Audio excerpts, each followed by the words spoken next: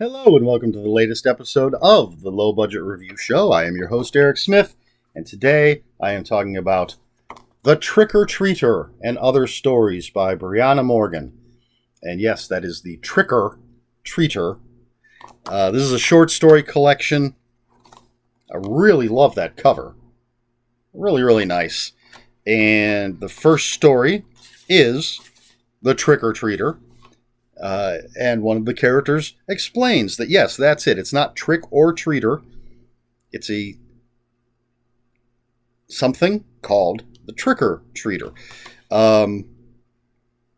As always, difficult for me to talk about short stories because it's so easy to give things away since they're so short. It's hard to get into it. But the Trick-or-Treater, the opening story, the title story, is about this woman and this kid, a neighbor kid, who she kind of looks after, and he warns her that the trick-or-treater is coming, and she needs to be ready, and then stuff happens, and I really can't go into it, but it's a really cool story. I really dug it, what the trick-or-treater is and why it's there and what happens. It's pretty cool. Let's see. There's no table of contents, so I'm going to kind of flip through to look at titles here. So the next one, called Moratorium. Not even 2 full pages, just a quick, sharp shock of a story. I really dug it. It was cool. Then we have The Dive, about 2 brothers diving for something. It was alright. Wasn't bad. Kind of a mystery box story, for lack of a better way to put it. Okay, there you go. I don't know what else to say about it. The Hanging of Constance Evans. Really dug this story.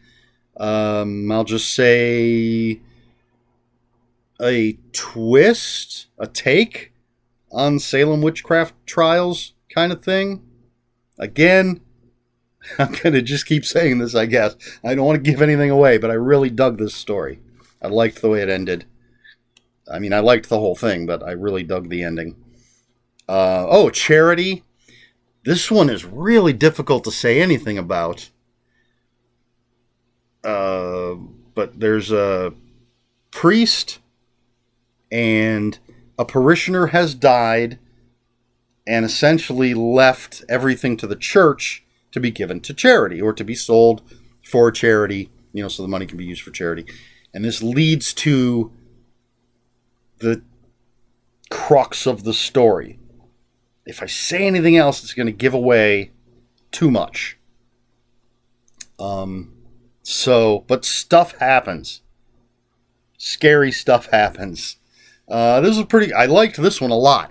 And there's even, at one point I had a question about something. I was like, wait a minute, how's this going to work? And the author, Briana Morgan, actually addresses that question. I was like, oh, okay, all right, now my question's been answered, so that's cool. All right, let's see what else we have. Get past that. Flipping through. The Session. This story's okay. I mean, they're well-written stories, so I can't complain about that. This story, it just didn't grab me. It's interesting enough. There's sort of some backstory to the characters that's interesting, but overall, not one of my favorites in this collection. I mean, as always, with any short story collection, you've got your hits and misses, your ups and downs. The Mistake House. This is another very short one. 2 pages, slightly longer than Moratorium. But again, really, really interesting. It's got an interesting concept, and it's just a quick, sharp, punch in the gut kind of story. The Job. Can't say too much about that, except it's about a hitman and his partner and a job that they go on. It's called The Job.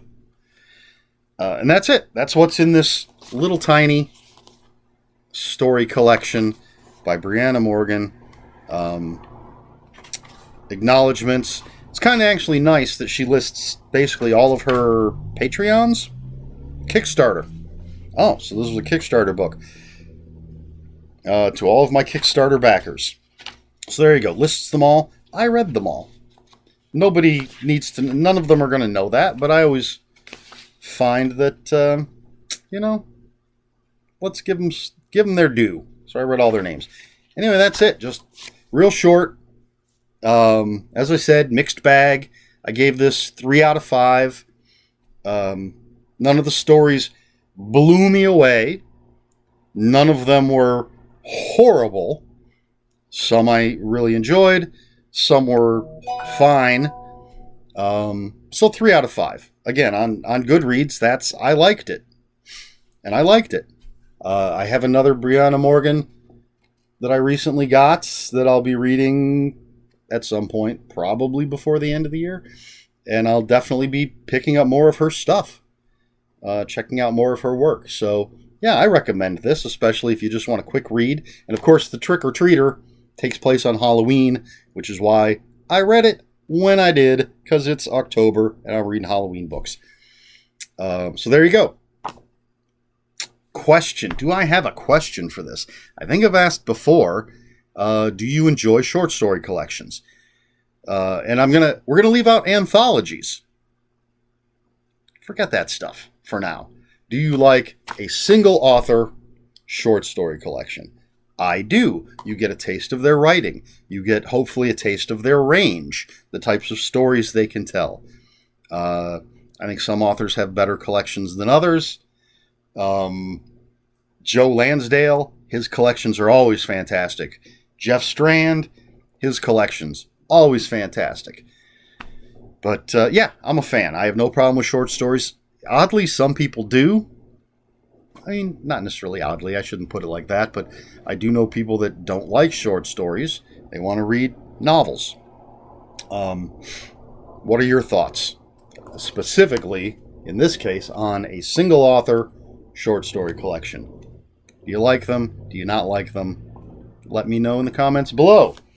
And if you have any comments, questions, or corrections, please put them in the comments below. Comments are open for spoilers. Just post a spoiler warning. We try to be polite here at the Low Budget Review Show. Please, like, share, and subscribe. If you'd care to follow me on other social media, my Twitter is @Ronin5757. My Instagram, where I post pictures of books, comic books, board games, and fuzzy animals, is EricSmith5757. That's Eric with a K, ErikSmith 5757. That's all I've got for you. This has been the Low Budget Review Show. I have been Eric Smith, and until next time, read more books.